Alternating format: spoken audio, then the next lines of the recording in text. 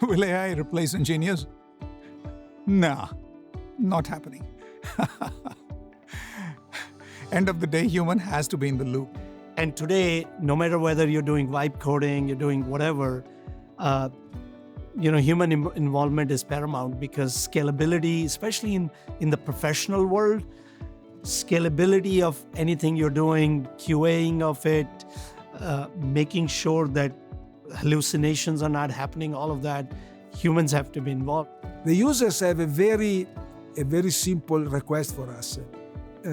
We need our engineers to elevate the bar and to use their creativity in a much more useful way and remove the manual tasks, so to speak, that could be automated in order to free up the imagination to what humans do the best, which is formulate the problems to solve.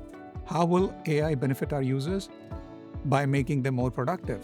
AI is giving you an end-to-end productivity boost, giving you more time in order to train yourself to be a better engineer by focusing on your core skills, which are coming up with better design ideas and getting them into market faster. We don't do AI for the sake of AI, right? We have to do it to make our CAD performance better.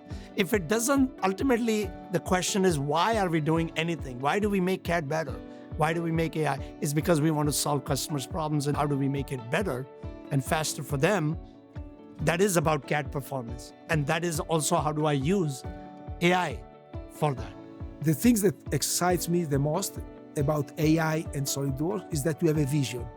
And actually we had a vision long ago, much before the glamorous adoption of AI, gives us a vision that is very positive and which makes, if you will, science and technology more pervasive in the life of everybody. AI will make it possible because it will lower the barrier of adoption, which has been our dream since forever.